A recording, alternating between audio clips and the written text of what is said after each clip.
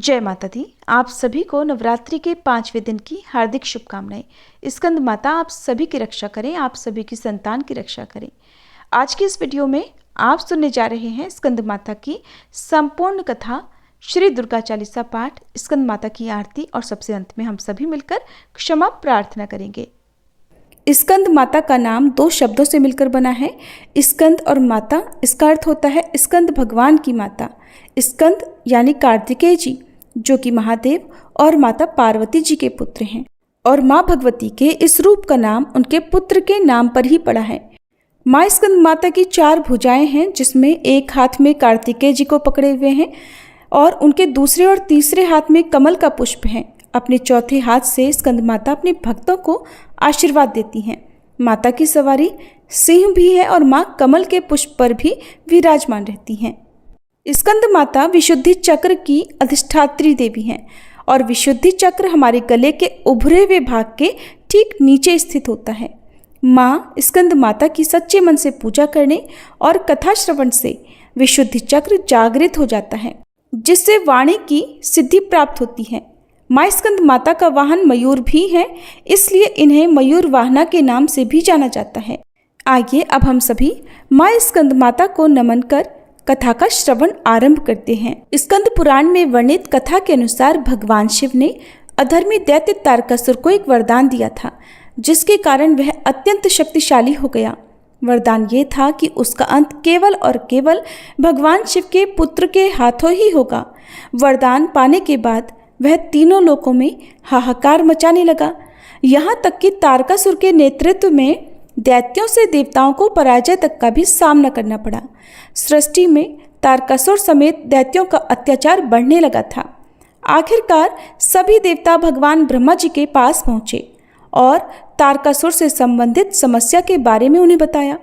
इस पर ब्रह्मा जी ने देवताओं को सुझाव दिया कि वे कैलाश जाकर भगवान शिव से पुत्र उत्पन्न करने की विनती करें, क्योंकि उनके ही पुत्र द्वारा तारकासुर का वध किया जा सकता है।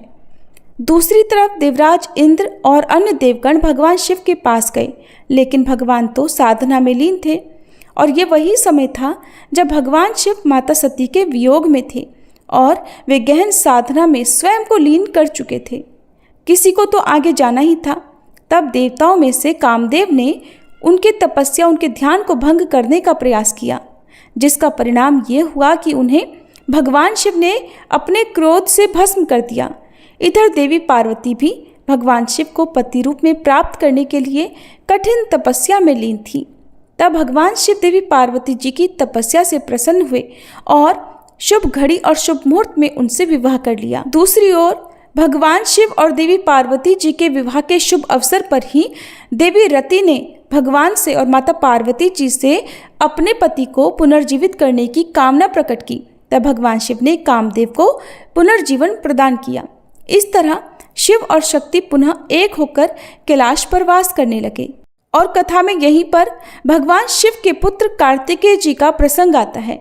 कार्तिकेय जी माता पार्वती और भगवान शिव के जैविक पुत्र नहीं हैं, लेकिन वे शिव जी के अंश अवश्य हैं। कार्तिकेय जी का जन्म कुछ इस प्रकार हुआ कि शिव जी के तेज से एक दिव्य प्रकाश पुंज निकला और यह पुंज इतना शक्तिशाली था कि इसे अग्नि, पर्वत, ऋषि मुनियों की पत्नियां तक नहीं संभाल पा रही थी। शिवांश इतना तेज था कि कोई भी उसे संभाल नहीं सका, और जब यह तेज धरती पर पड़ा तो धरती माता से भी इसे संभालना कठिन हो गया। इसके बाद यह दिव्य तेज पुंज चलता ही रहा और इस प्रकार यह गंगा जी के जल में तैरने लगा। लेकिन देवी गंगा जी भी उस प्रकाश पुंज को सहन नहीं कर पाई और उसे सरकंडे के एक वन में त्याग दिया। समय बीतने के साथ ही शिव जी का अंश वह एक बालक के रूप में परिवर्तित हो गया। 6 मुख वाले उस बालक का पालन पोषण कृत्तिकाओं ने किया था, जिसके कारण ही उस बालक का नाम कार्तिकेय पड़ गया। भगवान शिव जी के तेज से उत्पन्न हुए इस बालक का यानी कार्तिकेय जी का वन में ही पालन पोषण होने लगा। कृत्तिकाएं एक माता की भांति उस बालक का ध्यान रखती थीं। उधर माता पार्वती जी ने भी एक तेजवान बालक कार्तिकेय जी के बारे में सुना और इस बारे में भगवान शिव को भी बताया। तब भगवान शिव ने उन्हें जानकारी दी कि कार्तिकेय जी उनके ही पुत्र हैं। इसके बाद भगवान शिव ने अपने गणों को बुलाया और कहा कि तुम उस सरकंडे के वन में जाओ। वह एक बालक है जो अपनी वीरता का प्रदर्शन कर रहा है। वह हमारा अंश है, हमारा पुत्र है, उसे सम्मान के साथ लेकर आओ। तब शिवजी के आदेश के बाद शिवगण उस वन में पहुंचे और कुमार कार्तिकेय को कृतिकाओं सहित बड़े सम्मान के साथ भगवान शिव के सम्मुख ले आए। उस बालक को देखकर कैलाश पर्वत पर आनंद छा गया। वहीं कार्तिकेय जी के आ जाने के बाद अब वह समय भी आ गया जब उन्हीं शिवपुत्र के द्वारा तारकासुर का वध होना था। भगवान शिव के पुत्र कार्तिकेय जी अत्यंत वीर थे और उन्हें तारकासुर का वध भी करना था। तब देवी पार्वती ने स्कंद माता रूप धरकर अपने पुत्र कार्तिकेय को सेना के कुशल नेतृत्व की शिक्षा दी। उन्हें युद्ध के सभी कौशल सिखलाए, युद्ध की सभी रणनीतियां सिखाई और तब इस प्रकार कार्तिकेय जी को देवसेना का सेनापति नियुक्त कर दिया गया और इस प्रकार सभी देवता उनके नेतृत्व में तारकासुर का वध करने चल पड़े।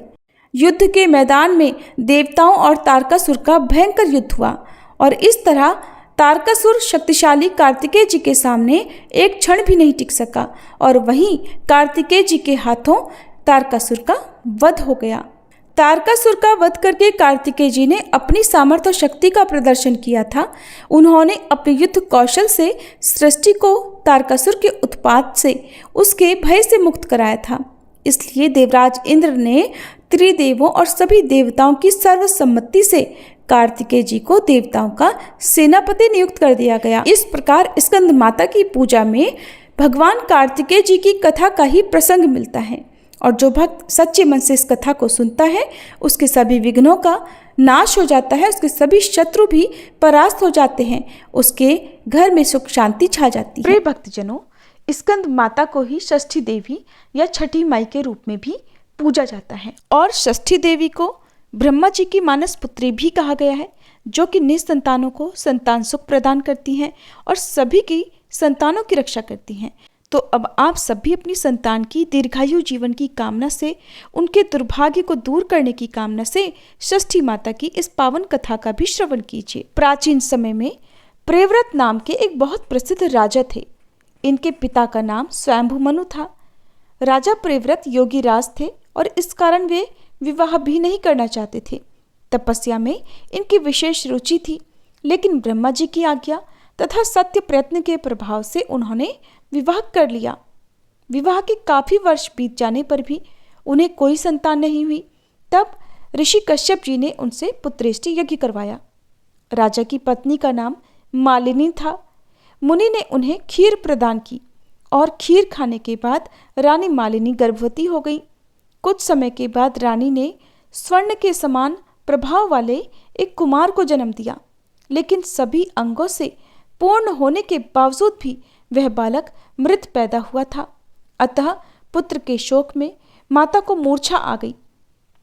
राजा प्रियव्रत उस मृत बालक को लेकर शमशान में गए और उस एकांत भूमि में अपने पुत्र को छाती से चिपकाकर आंखों से आंसुओं की धारा बहाने लगे। तभी वहां एक दिव्य विमान दिखाई पड़ा। शुद्ध स्फटिक मणि के समान चमकने वाला वह विमान अमूल्य रत्नों से बना था। तेज से जगमगाते हुए उस विमान की रेशमी वस्त्रों से अनुपम शोभा बढ़ रही थी। वह अनेक प्रकार के अद्भुत चित्रों और पुष्पों की माला से सजा हुआ था। उस विमान में मन को मुग्ध करने वाली एक सुंदरी देवी को राजा प्रियव्रत ने देखा। श्वेत चंपा के पुष्प के समान उनका उज्जवल वर्ण था। देवी के मुख पर प्रसन्नता छाई हुई थी और वे मुस्कुरा रही थी। रत्नमय आभूषण उनकी शोभा बढ़ा रहे थे और योग शास्त्र में पारंगत वे देवी भक्तों पर अनुग्रह करने के लिए आतुर थी। ऐसा जान पड़ता था कि वे मूर्तिमती कृपा ही हों। देवी को प्रत्यक्ष सामने देखकर राजा ने अपने बालक को जमीन पर रख दिया और बड़े आदर के साथ देवी की पूजा तथा स्तुति की। उस समय षष्ठी देवी अपने तेज से दैदीप्यमान थी। उनका शांत विग्रह ग्रीष्मकालीन सूर्य के समान चमक रहा था। उन्हें प्रसन्न देखकर राजा ने पूछा, सुशोभने, कांते, सुव्रते, वरारोहे, आप कौन हो? आपके पतिदेव कौन हैं और आप किसकी कन्या हो? आप स्त्रियों में धन्यवाद तथा आदर की पात्र हो। जगत को मंगल प्रदान करने में प्रवीण तथा देवताओं को रण में सहायता पहुंचाने वाली वे भगवती देवसेना थी। पूर्व समय में देवता दैत्यों से परास्त हो चुके थे। इन देवी ने ही स्वयं सेना बनकर और देवताओं का पक्ष लेकर युद्ध किया था। इनकी कृपा से देवता विजयी हो गए थे, अतएव इनका नाम देवसेना पड़ गया। महाराज प्रियव्रत की बात सुनकर वे उनसे कहने लगी, राजन, मैं ब्रह्मा जी की मानसी कन्या हूँ। जगत पर शासन करने वाली मुझ देवी का नाम देवसेना है। विधाता ने मुझे उत्पन्न करके स्वामी कार्तिकेय को सौंप दिया है। मैं संपूर्ण मातृकाओं में प्रसिद्ध हूँ। भगवती मूल प्रकृति के छठे अंश से प्रकट होने के कारण विश्व में देवी षष्ठी के नाम से मैं प्रसिद्ध हूँ। मेरे प्रसाद से पुत्रहीन व्यक्ति सुयोग्य पुत्र, प्रियाहीन जन प्रिया, दरिद्री धन तथा कर्मशील पुरुष कर्मों के उत्तम फल प्राप्त कर लेते हैं। राजन, सुख, दुख, शोक, हर्ष, मंगल, संपत्ति और विपत्ति ये सब कर्म के अनुसार होते हैं। अपने ही कर्म के प्रभाव से पुरुष अनेक पुत्रों का पिता होता है और कुछ पुत्रहीन भी हो जाते हैं। किसी को मरा हुआ पुत्र तो किसी को दीर्घजीवी पुत्र प्राप्त होता है। ये सब कर्मों का ही फल है। गुणी, अंगहीन, अनेक पत्नियों का स्वामी, भार्य रहित, रूपवान, रोगी और धर्मी होने में मुख्य कारण कर्म ही तो है। कर्म के अनुसार ही व्याधि होती है और पुरुष आरोग्यवान भी होता है। अतएव राजन, कर्म सबसे बलवान है, ये बात श्रुति में कही गई है। इस प्रकार कहकर षष्ठी देवी ने उस बालक को उठा लिया और अपने महान ज्ञान के प्रभाव से खेल खेल में ही उसे पुनः जीवित कर दिया। अब राजा ने देखा तो स्वर्ण के समान प्रभाव वाला वह बालक मुस्कुरा रहा था। अभी महाराज प्रियव्रत उस बालक को देख ही रहे थे कि षष्ठी देवी उस बालक को लेकर आकाश में जाने को तत्पर हो गई। ये देखकर राजा के कंठ, ओष्ठ तथा तालु सूख गए। उन्होंने पुनः देवी की स्तुति की।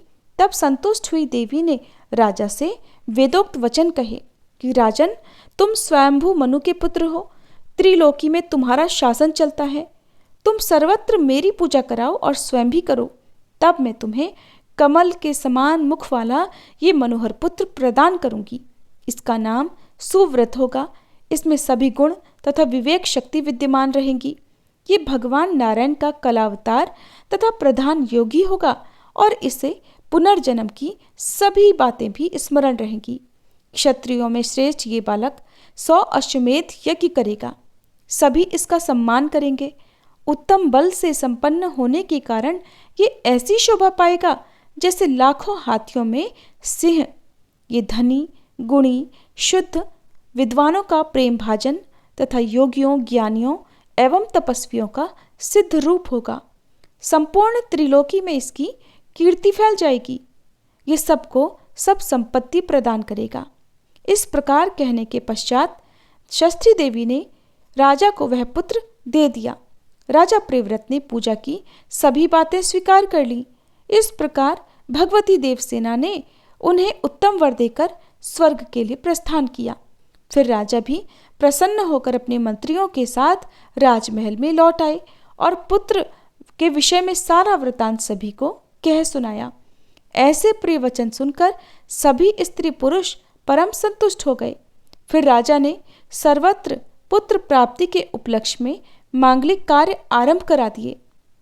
भगवती की पूजा की, ब्राह्मणों को बहुत सारा धन दान दिया। तभी से प्रत्येक मास में शुक्ल पक्ष की षष्ठी तिथि के अवसर पर षष्ठी देवी का महोत्सव यत्न पूर्वक मनाया जाने लगा। बालकों के प्रसव गृह में छठे दिन, 21वें दिन तथा अन्नप्राशन के शुभ समय पर यत्न पूर्वक देवी की पूजा होने लगी। सर्वत्र इसका पूरा प्रचार हो गया और राजा प्रियव्रत भी स्वयं इसकी पूजा करते थे। ऐसी है षष्ठी देवी की महिमा। सभी प्रेम से बोलिए, षष्ठी माई की जय। प्रिय भक्तजनों, कलयुग के मध्यकाल में जब पृथ्वी पर पाप अपने चरम पर पहुंच चुका था, तब मनुष्य के जीवन में सबसे बड़ा संतान का सुख धीरे धीरे लुप्त होने लगा। लोग धन, प्रतिष्ठा और भोग विलास में इतने डूबने लगे कि उन्होंने देवी देवताओं का स्मरण केवल कठिन समय में ही करना उचित समझा।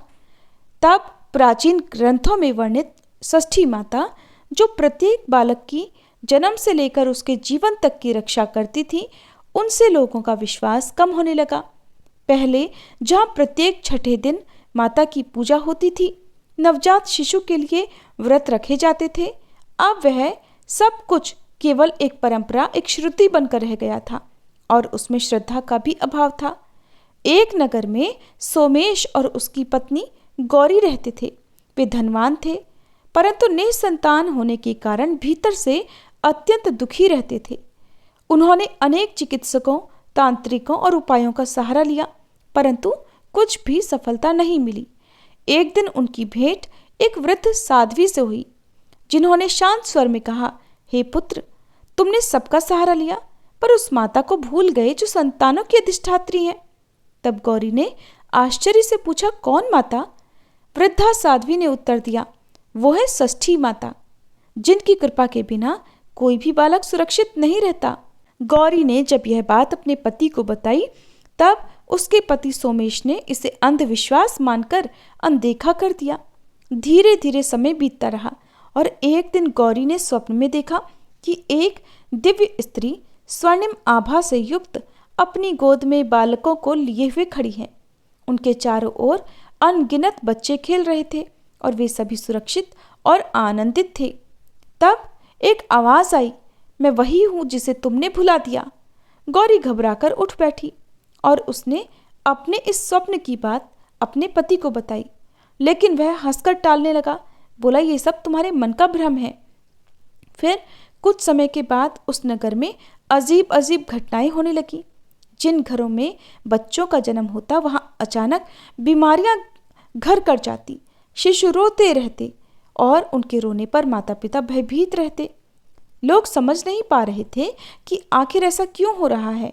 धीरे धीरे नगर में ये चर्चा फैल गई कि कहीं ना कहीं कोई दिव्य शक्ति अप्रसन्न है। तभी वही वृद्धा साध्वी पुनः प्रकट हुई और बोली, जब कहीं पर माता का अपमान होता है या उन्हें भूल जाते हैं, तब उनका संरक्षण भी, उनकी कृपा भी कोसों दूर हो जाती है। अब तो गौरी का हृदय बदलने लगा। उसने निश्चय कर लिया कि चाहे कुछ भी हो जाए, लोग षष्ठी माता को भूल जाएं, लेकिन अब वह सच्चे मन से षष्ठी माता की पूजा किया करेगी। उसने छठे दिन व्रत रखा, मिट्टी की छोटी सी वेदी बनाकर उस पर दीप जलाया और पूरे मन से प्रार्थना की, हे माता, यदि हमने आपको भुलाकर भूल की है तो अपनी कृपा से हमें क्षमा कर दें। उसकी आंखों से आंसू बहने लगे और उसका हृदय पहली बार अहंकार से मुक्त हो गया। उसी रात एक चमत्कार उसके जीवन में हुआ। गौरी ने स्वप्न में देखा कि वही दिव्य माता उसके घर आई हैं। उन्होंने उसके सिर पर हाथ रखा और कहा कि पुत्री, जहाँ सच्ची श्रद्धा होती है वहाँ मैं स्वयं आती हूँ। इस कलयुग में लोग मुझे भूल गए हैं, इसीलिए मैं भी उनसे दूर हो गई हूँ। लेकिन जो भी भक्त सच्चे मन से मुझे पुकारता है, मैं उसकी मनोकामना अवश्य पूर्ण करती हूँ, उसकी रक्षा अवश्य करती हूँ। फिर समय बीता और कुछ महीनों के बाद गौरी ने एक स्वस्थ बालक को जन्म दिया और आश्चर्य की बात यह थी कि वह बालक अत्यंत शांत और तेजस्वी था। इस घटना के बाद पूरे नगर में परिवर्तन होने लगा। लोगों ने पुनः श्रद्धा के साथ षष्ठी माता की पूजा आरंभ की।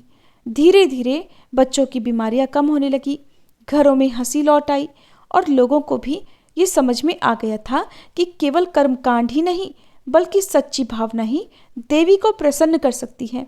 नगर के वृद्धजन अपने बच्चों को ये कथा सुनाने लगे कि कैसे षष्ठी माता की कृपा से जीवन सुरक्षित रहता है, ताकि हर आने वाली पीढ़ी षष्ठी माता को याद रख सके, उनका स्मरण कर सके, उनकी पूजा कर सके।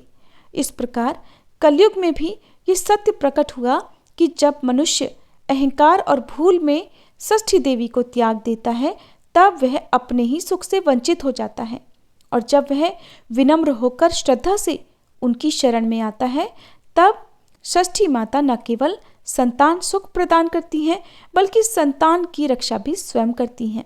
और यही इस कथा का सार भी है कि माता की कृपा पाने के लिए भव्यता नहीं, कोई दिखावा नहीं, बल्कि सच्चा और सरल हृदय आवश्यक है। प्रिय भक्तजनों, ये थी षष्ठी माता की कथाएं। सभी प्रेम से बोलिए षष्ठी माता की जय। स्कंद माता की जय। प्रिय भक्तजनों, अब सुनिए श्री दुर्गा चालीसा पाठ और स्कंद माता की आरती। नमो नमो दुर्गे सुख करनी, नमो नमो अम्बे दुख हरनी। निरंकार है ज्योति तुम्हारी, तिहु लोक फैली उजियारी।